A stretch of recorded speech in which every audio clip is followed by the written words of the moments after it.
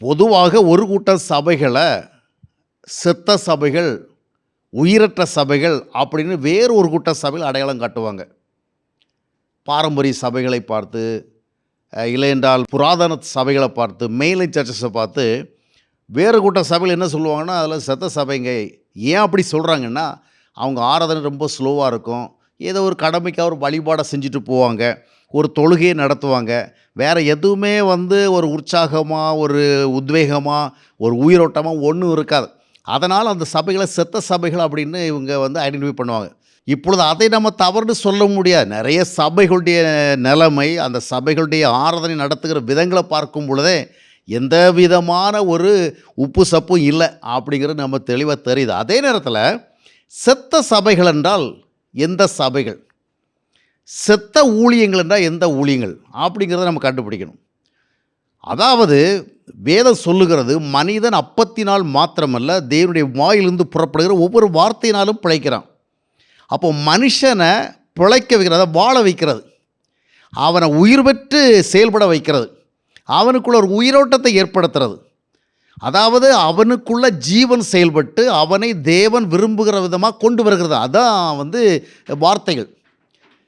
அப்போ இந்த வார்த்தைகள் எந்த சபையில் இருக்குதோ, இந்த வார்த்தைகள் எந்த ஊழியத்தில் இருக்குதோ, அந்த இடத்துல அந்த வார்த்தை கேட்குறவங்க அதனால் உயிர் பெற்று வாழ்வதற்கு வாய்ப்பு இருக்குது. அந்த வார்த்தைகள் இல்லைன்னா அந்த ஊழியமும் செத்த ஊழியம்தான், அந்த சபைகளும் செத்த சபைகள் தான். ஆனால் நாம் இதை புரிஞ்சுக்கிறதுல சில பிரச்சனைகள் உண்டு. ஏன்னா சில சபைகள் ரொம்பவும் ஆக்டிவாக இருப்பாங்க, எல்லா விதத்துலேயும் நல்ல உத்வேகமாக உற்சாகமாக, பார்த்தாலே ரொம்ப பரபரப்பாக இருக்கும். கொஞ்சம் சபைகளை பார்த்திங்கன்னா ஆராதனையில் ரொம்ப சூப்பராக இருப்பாங்க, மிக அருமையான பாடல்கள், இசைக்கருவிகள், ஆராதனை நடத்துகிற விதங்கள், அதன் மத்தியில் பேசுகிற வார்த்தைகள், மக்கள் தங்களுடைய உடலை அசைத்து கைகளை தட்டி நடனங்கள் ஆடி பல்வேறு விதமான பாடி லாங்குவேஜஸோட அவங்க ஆராதிக்கிற விதத்தை பார்க்கும் பொழுது என்ன அட்டகாசமான ஒரு ஆராதனை, அருமையான ஒரு ஆராதனை, உயிரோட்டமான ஒரு ஆராதனை சொல்லும்படியாக இருக்கும். ஆனால் ஒன்றை புரிந்து கொள்ள வேண்டும், ஒரு சபையிலையோ இல்லை என்றால் ஒரு ஊழிய ஸ்தாபனத்திலையோ ஆராதனைகள் ரொம்ப உயிரோட்டமாக இருக்குது, இல்லைன்னா ரொம்ப விரும்பத்தக்கதாக இருக்குது, சந்தோஷம் கொடுக்கறதா இருக்குது, அப்படிங்கிறதுக்காக மட்டும் அந்த சபைகள் உயிருள்ள சபைகள் என்றோ அந்த ஊழியங்கள் உயிருள்ள ஊழியங்கள் என்றோ சொல்ல முடியாது. ஏனென்றால் ஆராதனைகள் எவ்வளோ அருமையாக இருந்தாலும் சரி, ஆடல் பாடல்கள் எவ்வளவு தான் அங்கே இருக்கிறவங்க ரொம்ப உத்வேகமாக உற்சாகமாக உயிரோட்டமாக இருக்கிறாங்க அப்படி சொல்லுகிற விதமாக இருந்தாலும், அந்த சபையிலோ அந்த ஊழிய ஸ்தாபனத்திலோ வார்த்தைகள் இருக்கிறதா? என்ன வார்த்தைகள்? அவங்க என்ன வார்த்தைகள்லாம் பேசாமலாம் இருக்கிறாங்க? பிரசங்கமெல்லாம் ரெகுலர் ஆக்டிவிட்டீஸில் இருக்குதே, அந்த அஜெண்டாவில் இருக்குதே, எல்லோரும் தான் வார்த்தை பேசுகிறாங்க. இல்லை, தேவனுடைய வார்த்தைகள் என்னால் அது எப்படி இருக்கும் அப்படின்னு பார்த்தீங்கன்னு சொன்னால், உபாகமம் 8:3 வாசிக்கும் பொழுது, மனிதன் அப்பத்தினால் மாத்திரமல்ல தேவனுடைய வாயிலிருந்து புறப்படும் ஒவ்வொரு வார்த்தையினாலும் வாழ்கிறான், பிழைக்கிறான். எபிரேயர் 4:12 வாசித்து பார்க்கும் பொழுது அந்த வார்த்தையில் என்ன இருக்குது? வல்லமை இருக்குது, ஜீவன் இருக்குது. பேசப்படுகிற ஆன்மீகமான வார்த்தைகள் எல்லாம் வார்த்தைகள் அல்ல. There must be word of God. பைபிளில் இருக்கிறதான பல டாபிக்ஸை, பல டீச்சிங்ஸை எடுத்து வைத்து போதிக்கிறதுனால அது தேவ வார்த்தைகள் அல்ல. கர்த்தர் இப்படி சொல்லியிருக்கார், அப்படி சொல்லியிருக்காரு பைபிள் நம்ம நிறைய எடுத்து பேசுனதுனால, இல்லை நிறைய மாரல் லெசன்ஸ் கொடுக்கறதுனால, இல்லை அற்புதங்கள், அதிசயங்கள், வல்லமைகள், ஆசீர்வாதங்கள், இப்படி நிறைய விஷயங்களை பைபிள் எடுத்து பேசுகிறதுனால அவைகளெல்லாம் ஆன்மீக சொற்பொழிவுகள், இல்லை என்றால் ஆன்மீகம் தொடர்பான விளம்பரங்கள், கடவுளை குறித்து கொடுக்கிற விளம்பரங்கள். ஆனால் வார்த்தை என்றால் கேட்கிற மனிதன் அந்த வார்த்தைகளுக்கு இடம் கொடுப்பான் என்றால் அது அவனை உயிரடைய செய்ய வேண்டும், அது அவனை எழுந்து நிற்க செய்ய வேண்டும், அது அவனை தேவனுடைய சித்தத்தின்படி செயல்படுவதற்கு அவனுக்குள்ளே ஊக்கம் கொடுக்கணும், உத்வேகம் கொடுக்கணும். அதான் வார்த்தைகள். வார்த்தை வாழ வைக்குதுன்னா ஆவிக்குரியவனாக வாழ வைக்குது, தேவனுக்கேற்றவனாக வாழ வைக்கிறது, தேவனுடைய நோக்கத்தை நிறைவேற்றுவதற்கு இயன்றவனாக வாழ வைக்கிறது. அப்போ கேட்கின்ற வார்த்தைகள் தேவனுடைய வார்த்தைகளாக இருந்தால் அந்த வார்த்தைகளை கேட்கிற மனிதன் தான் எப்படி இருக்கிறேன் என்பதை அறிந்து கொள்வதற்கு வாய்ப்பை பெறுவான். அது மட்டுமல்ல, அந்த வார்த்தைகள் அவனை ஆண்டவருடைய சித்தத்துக்கு நேராக போகும்படியே தூண்டும், அவனை ஆண்டவருடைய விருப்பத்துக்கு ஏற்ற விதமாக செயல்படுவதற்கு அவனுக்கு ஒரு உற்சாகம் கொடுக்கும். அந்த வார்த்தைகள் அவனுக்கு ஒரு உணவாக மாறும், அந்த வார்த்தைகள் ஊக்குவிசையாக மாறும், அந்த வார்த்தைகள் அவனுக்குள்ளே ஒரு வல்லமையாக செயல்பட்டு அவனை தேவன் விரும்புகிறபடி வாழ வைக்கும், செயல்பட வைக்கும். அதுதான் வார்த்தை. வெறுமனே ஒரு ஆன்மீக பிரசங்கம் கொடுக்கறது, ஒரு சொற்பொழி கொடுக்கறது, இல்லை பிரசங்கம் என்ற பேரில் இதை பேச, அதற்கு பேர் வார்த்தை கிடையாது. அப்போது ஒரு சபையில் ரொம்ப அருமையான ஆராதனை இருக்குங்க, என்ன சூப்பராக ஆராதிக்கிறாங்க, என்ன அருமையாக பாடுறாங்க, கைகளை தட்டுறாங்க, அசைக்கிறாங்க, ஆவிதமாக ரொம்ப அந்த இடத்துல ஆரவாரம் பண்ணுறாங்க. வார்த்தை இல்லையா? இந்த ஆராதனைகள் இருக்கிற சபைகளும் செத்த சபைகளே. இன்றைக்கி பெந்தேகோஸ்தே சபைகளெல்லாம் தங்களை நினைத்து கொள்ளுகிறது நம்ம ஆவிக்குரிய சபைகள் என்று. எதனுடைய அடிப்படையிலே?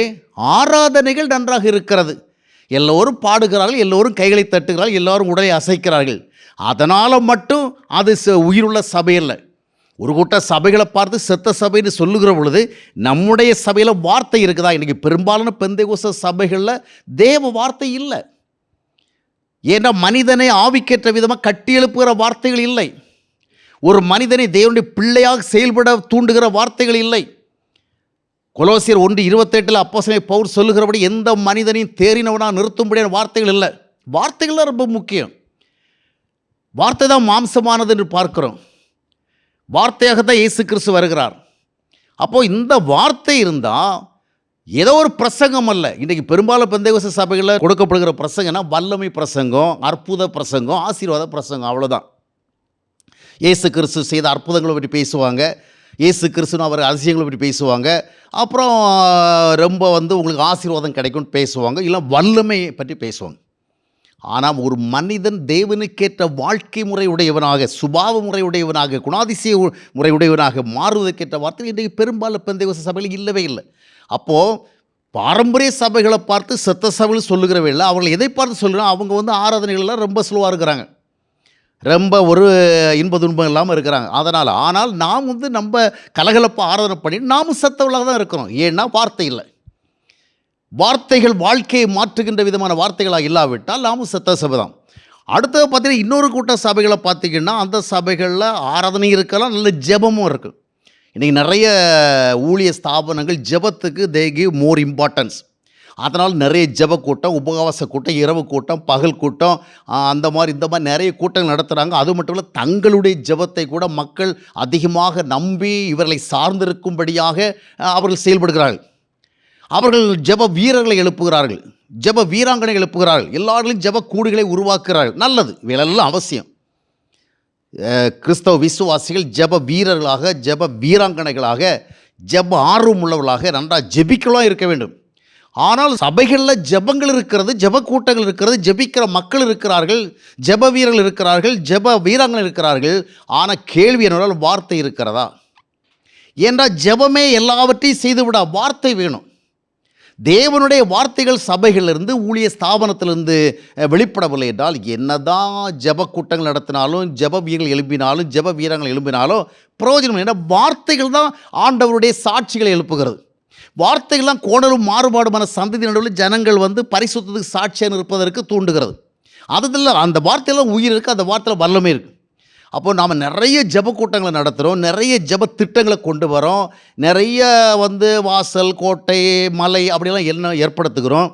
ஆனால் ஜனங்கள் உயிர் பெற்று கிறிஸ்துவுக்கேற்றபடி வாழுகிற, ஆவியினால் வாழுகிற, உலகத்தை எதிர்த்து வாழுகிற, பண ஆசைக்கு சாயாமல் வாழுகிற, பொருளாசைக்கு சாயாமல் வாழுகிற, ஆடம்பரத்துக்கு சாயாமல் வாழுகிற, சுயத்திற்கு சாயாமல் வாழுகிற அப்படிப்பட்ட ஒரு வாழ்க்கை முறைக்கு அவர்களை கொண்டு செல்லுகிற வார்த்தைகள் இருக்கிறதா? அப்படி இல்லை என்றால் எவ்வளவுதான் ஜபங்கள் நடத்துகிற ஸ்தாபனங்களாக இருந்தாலும் சரி, சபைகளாக இருந்தாலும் சரி, அவைகளும் செத்த சபைகள் தான், செத்த ஸ்தாபனங்கள் தான். இன்னும் சில சபைகள் பார்த்திங்கன்னா சில ஊழியர்கள் தே ஆர் மோர் ஆக்டிவ். நிறைய பேருக்கு ஊழியம் செய்வாங்க, கிராம ஊழியம், பட்டண ஊழியம் நிறைய விடுவாங்க, எல்லாமே நல்ல விதமாக செய்வாங்க. சபையில் எண்ணிக்கை பெருகிட்டே இருக்கும், நிறைய பேரை சபைக்குள்ளே கொண்டு வருவாங்க. இது ரொம்ப ரொம்ப நல்ல விஷயம், அவசியமான விஷயம். 1000 முறை சொல்லலாம். இந்த மாதிரி தான் இருக்கணும். வெறுமனே ஏதோ பண்ணிட்டு போகிறதில்ல. நம்ம ஆக்டிவாக மக்களுக்கு சத்தியத்தை சொல்லி அவங்கள கிறிஸ்துவ மந்தையில் கொண்டு சேர்க்கிறதுல நம்ம அதிக ஆர்வம் காட்டும். ஆனால் பல சபைகள் எண்ணிக்கையில் பெருகிறது, அளவில் பெருகிறது. 5 பேரில் ஆரம்பித்தவங்க 10 பேரில் ஆரம்பித்தவங்க இப்போ பாருங்கள் 10,000 பேர் 15,000 பேர் வராங்க. நாங்கள் 10 20 30 40 இடங்களில் பிரான்ச்சஸ் வச்சுருக்கிறோம். வெளிநாடுகளையும் பரவி செல்லுங்கள் சொல்லுகிற அளவுக்கு இருக்கிறது. எல்லாம் மகிழ்ச்சிக்குரியவைகள். அப்படித்தான் சபைகள் பெருகவும் வேண்டும். ஆனால் அப்படிப்பட்ட செயல்பாடு உள்ள பல சபைகளிலும் வார்த்தைகள் இல்லை. ஜனங்கள் பரிசுத்தமாக வாழ்வதற்கு தேவையான, தேவனுக்கேற்றபடி வாழ்வதற்கு தேவையான, தேவ உறவில் வாழும்படியாக, தேவ ஐக்கியத்தில் வாழும்படியாக, தேவ சித்தம் செய்து வாழும்படியாக, சுயத்தை மேற்கொண்டு வாழும்படியாக, பாவத்தை வென்று வாழும்படியாக, அந்த பாவம் நிறைந்த உலகத்தில் ஆண்டவருக்கு ஒரு வித்தியாசமும் விசேஷமும் வேறுபாடும் உள்ள ஒரு சந்ததியாக, ஒரு சாட்சியர் என்று வாழ்வதற்கு தேவையான வார்த்தைகள் இல்லை. நிறைய பேருக்கு ஆண்டவர் அறிவிக்கணுங்கிறதான ஆர்வம் இருக்கிறதை ஒழிய, ஆண்டவரை அறிந்து கொண்டு வருகிறவர்கள் ஆவிக்கேற்ற விதம் கட்டப்பட்டு இந்த உலகத்தில் அவர்கள் ஸ்ட்ராங்காக நிற்கணும். அதனால தான் கொலோசியர் 2ஆம் அத்தியாயத்தினுடைய 6ஆம் வசனத்தை வாசித்து பார்க்கும்போது, நீங்கள் இயேசு கிறிஸ்துவை ஏற்றுக்கொண்டபடியே அவர் மேல் கட்டப்பட்டவளாக இருங்க, வேறு கொண்டவளாக இருங்க. அந்த வேறு கொள்ள வைக்கிற, கட்டி எழுப்புகிற அந்த நிலைமைக்கு வரணும். ஆக சித்த சபைகள் என்றால் புராதன திருச்சபைகளை பார்த்து மட்டும் நாம் எண்ணிவிடக்கூடாது. பாரம்பரிய சபைகளை பார்த்து மட்டும் எண்ணிவிடக்கூடாது. இன்றைக்கு பெந்தைகோஸ்தே அடையாளங்களோடு இருக்கின்ற பெரும்பாலான சபைகளும் செத்த சபைகள் தான். ஆனால் உயிருள்ளவன் என்று பெயர் பெற்றும் நீ செத்தவனாக இருக்கிறானே சரதை சபைக்கு சொன்னது போல, ஆராதனையில் நல்ல உயிரோட்டம் இருக்கிறது, ஜபக்கூட்டங்களில் நல்ல உயிரோட்டம் இருக்கிறது, ஆசீர்வாத எதிர்பார்ப்புகளில் உயிரோட்டம் இருக்கிறது, ஊழியம் செய்கிறதில் உயிரோட்டம் இருக்கிறது. ஆனால் கிறிஸ்துவுக்காக வாழ்ந்து காட்டுகிறதான் அந்த வாழ்க்கை முறையில் உயிரோட்டம் இல்லை. எனவே இவ்விதமாக வல்லமையின் ஜீவனுள்ள வார்த்தைகள் செயல்படாத இடங்கள், அது எவ்வளோதான் ஆராதனையும் எவ்வளோதான் ஜெபங்களும் எவ்வளோதான் செயல்பாடும் இருந்தாலும் அவைகளும் செத்த சபைகள் தான் என்பதை புரிந்து கொண்டு வார்த்தைகளினால் வாழுகின்ற, வார்த்தைகளினால் வாழ வைக்கின்ற ஒரு விசுவாசம் நம் ஒவ்வொருவருக்கும் அவசியம்.